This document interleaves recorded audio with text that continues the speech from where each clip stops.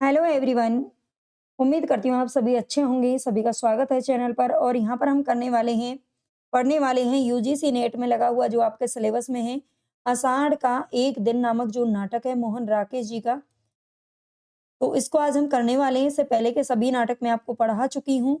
तो और अलग से मैंने प्लेलिस्ट भी बना दी है यूट्यूब पर, तो भी वहाँ पर भी जाकर आप देख लीजिएगा। पेड बैच भी चल रहा है, अगर आप उससे जुड़ना चाहें पूरी 10 यूनिट आपको पढ़नी है तो जुड़ सकते हैं। तो यहाँ पर अभी हम पढ़ने वाले हैं आषाढ़ का एक दिन। आषाढ़ का एक दिन नाटक का जो प्रकाशन वर्ष है ये है 1958 ईस्वी। जबकि इससे पहले का जो हमने नाटक पढ़ा है आधे अधूरे का जो प्रकाशन वर्ष था वो था 1969 ईस्वी। ठीक है, तो दोनों को याद रख लेना। 1958 में प्रकाशित हुआ था आषाढ़ का एक दिन। यह नाटक 3 अंकों में विभक्त है। ठीक है, ये ध्यान रखना है, ये नाटक 3 अंकों में विभक्त है। क्लियर? वापस करके छोटी-छोटी लेके आ जाओ। यह नाटक 3 अंकों में विभक्त है। यह नाटक कवि कालिदास के सत्ता एवं सृजनात्मकता के मध्य अंतः संघर्ष का चित्रण करता है। ठीक है, ये जो नाटक है आषाढ़ का एक दिन, ये 3 अंकों में विभक्त है। सबसे पहले तो ये याद रखना है। और ये जो नाटक है ये कवि कालिदास, कालिदास का नाम तो आप सभी जानते हैं, कालिदास के सत्ता एवं सृजनात्मकता के मध्य अंतः संघर्ष का चित्रण करता है। यह केवल कालिदास का द्वंद्व नहीं है बल्कि आधुनिक मानव का भी अंतर्द्वंद है। ठीक है, ये केवल ऐसा नहीं है कि इस नाटक में केवल कालिदास का ही द्वंद्व आपको दिखाता है, बल्कि आधुनिक मानव, ठीक है, आधुनिक मानव का भी अंतर्द्वंद है जो उसके दिमाग में, ये दिल में हमेशा चलता रहता है। बच्चन सिंह कहते हैं इस नाटक के बारे में कि यह राज्याश्रय और व्यक्ति स्वातंत्र्य के बीच भटकती हुई सृजनात्मकता का नाट्य बिंब है। ठीक है, बच्चन सिंह आषाढ़ का एक दिन को लेकर के कहते हैं यह राज्याश्रय और व्यक्ति स्वातंत्र्य के बीच भटकती हुई सृजनात्मकता का नाट्य बिंब है। ये ध्यान रखना। भूमिका, इसकी भूमिका देख लेते हैं जो कि इंपॉर्टेंट रहती है सभी की भूमिका। हिंदी रंगमंच को हिंदी भाषी प्रदेश की सांस्कृतिक पूर्तियों और आकांक्षाओं का प्रतिनिधित्व करना होगा। ठीक है, हिंदी रंगमंच को हिंदी भाषी प्रदेश की सांस्कृतिक पूर्तियों और आकांक्षाओं का प्रतिनिधित्व करना होगा। रंगों और राशियों के हमारे विवेक को व्यक्त करना होगा।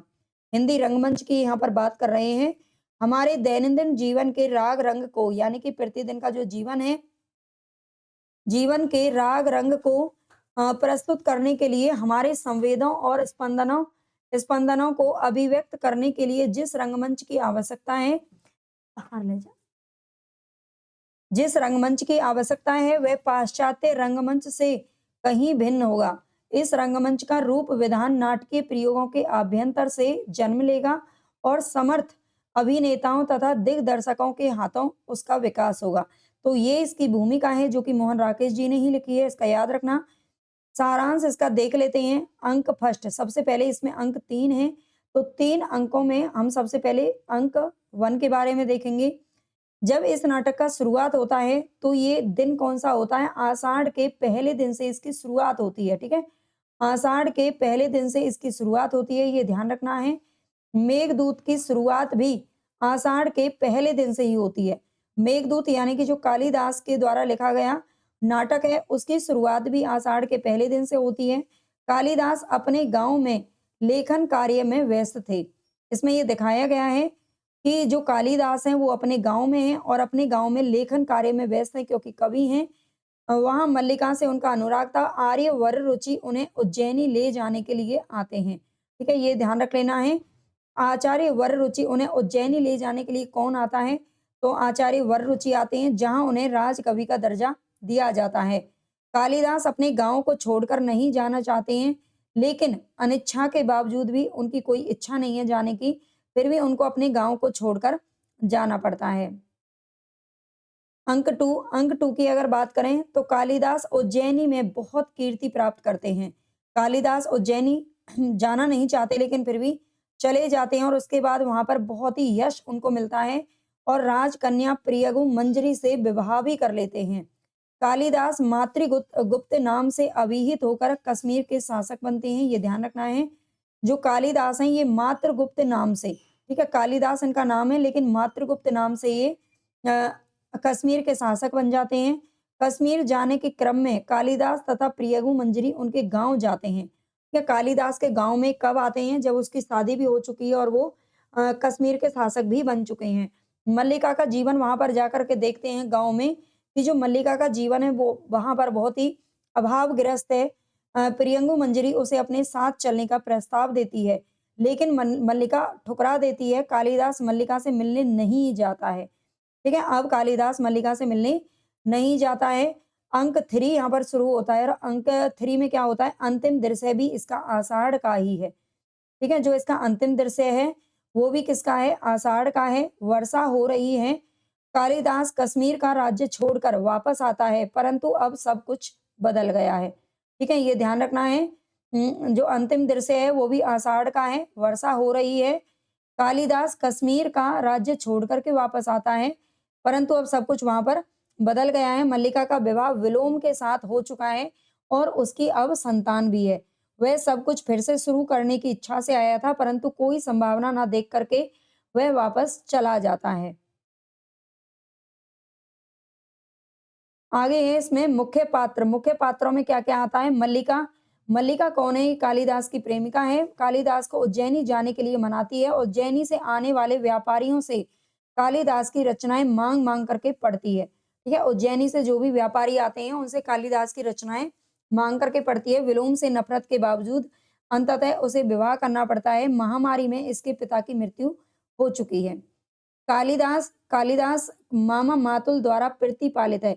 इसे पालने वाले कौन थे कालिदास को? तो इसके मामा मातुल हैं और ऋतुसंहार, कुमार संभवम, मेघदूत और रघुवंश के रचयिता भी हैं। अपना गाँव छोड़कर घुटन महसूस करते हैं, अपनी सृजनशीलता भी खो देता है। ठीक है? क्योंकि जिसका मन खुश नहीं है, वो सृजन कैसे ही करेगा? वो अपने गाँव को छोड़कर नहीं जाना चाहते हैं, लेकिन उज्जैनी चले जाते हैं और वहाँ पर जाकर के शासक बन जाते हैं। सब कुछ एक नई जीवन शुरू कर देते हैं, लेकिन अपने आप को खुश महसूस नहीं करते हैं। सम्राट के निधनोपरांत कश्मीर में विद्रोह बढ़ने पर वहाँ का शासन छोड़ देते हैं।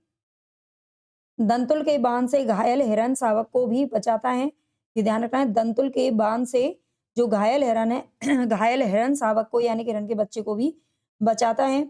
अंबिका ये मल्लिका की माँ है। मल्लिका और कालिदास के प्रेम से नाखुश है। मल्लिका का विवाह कराने को इच्छुक है।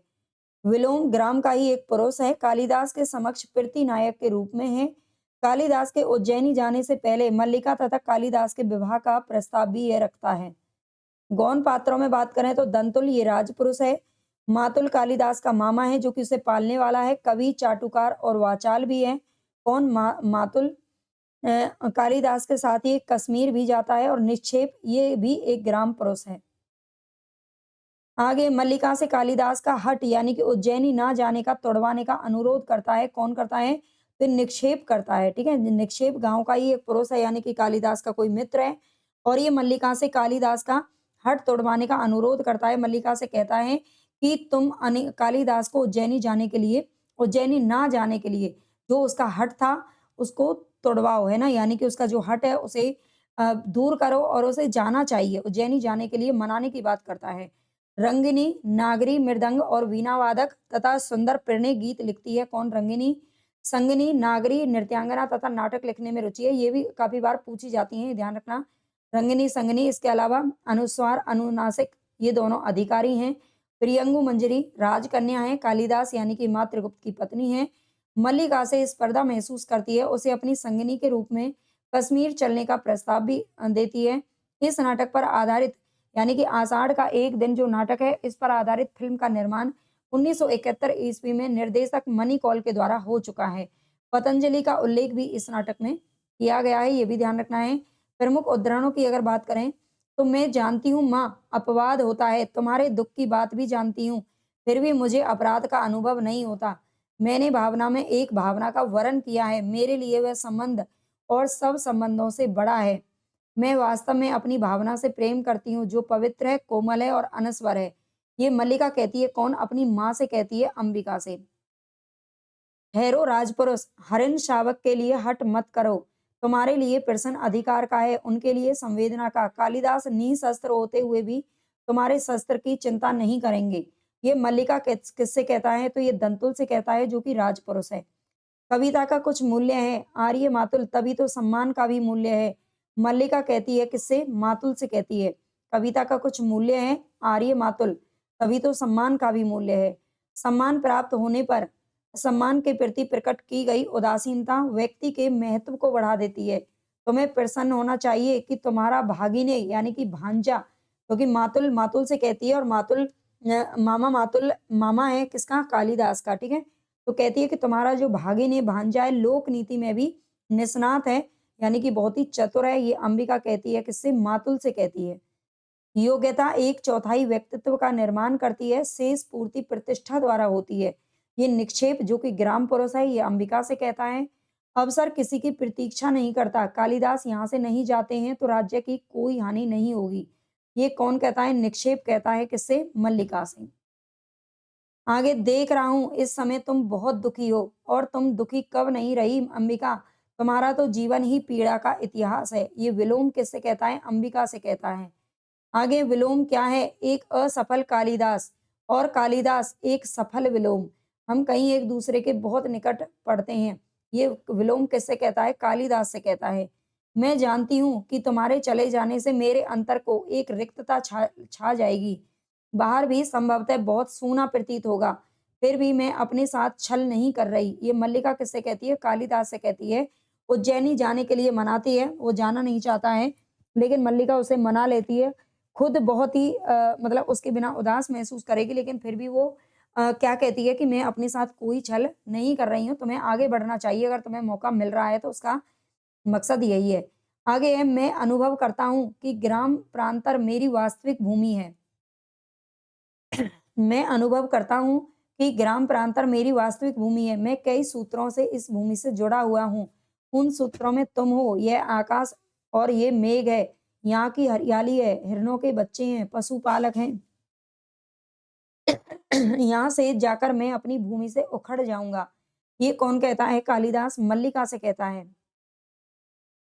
आगे अंक 2, ये अंक 1 के हमारे सारे क्या थे? कथन है। इसके बाद अंक 2 में देखते हैं, व्यक्ति उन्नति करता है तो उसके नाम के साथ कई तरह के अपवाद जुड़ने लगते हैं। ये मल्लिका किससे कहती है? निक्षेप से कहती है कि व्यक्ति जब उन्नति करता है तो उसके नाम के साथ-साथ कई सारे अपवाद भी जुड़ने लगते हैं। इस सौंदर्य के सामने जीवन की सारी सुविधाएं हे हैं।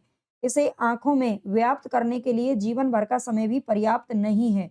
ये कौन कहता है? प्रियंगु मंजरी कहती है, इस सौंदर्य के सामने जीवन की सारी सुविधाएँ क्या हैं? हे हैं।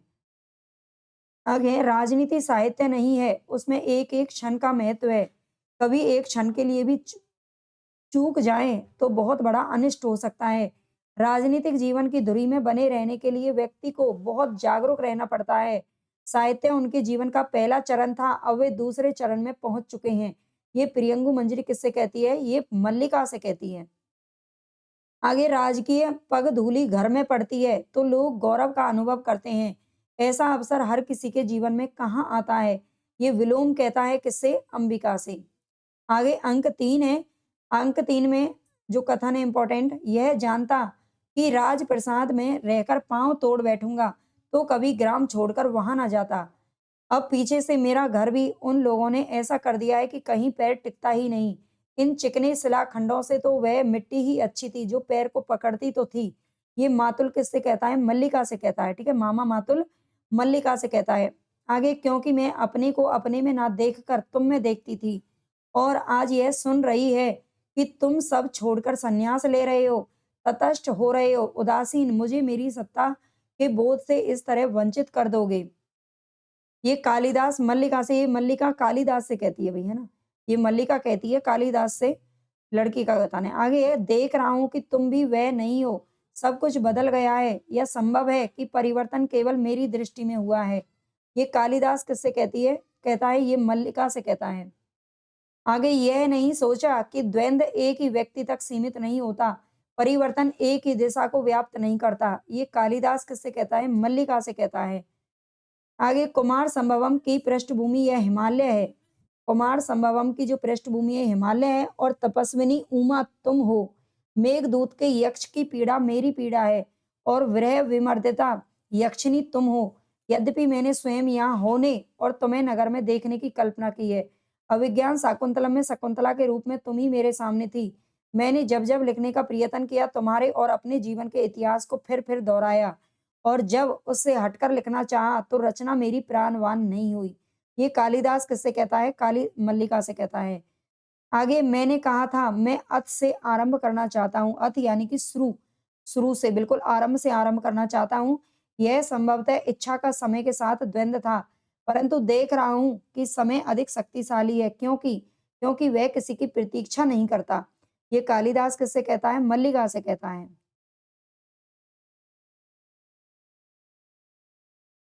तो यहाँ पर ये आषाढ़ का एक दिन जो नाटक है, जो भी इम्पोर्टेंट तथ्य हैं वो सब मैंने यहाँ पर करवा दिए हैं। आपको क्लास कैसी लगी ये मुझे कमेंट में ज़रूर बताइएगा। अच्छी लगी हो तो लाइक, सब्सक्राइब, शेयर भई ज़रूर कर दिया करो, हाइप कर दिया करो। ठीक है?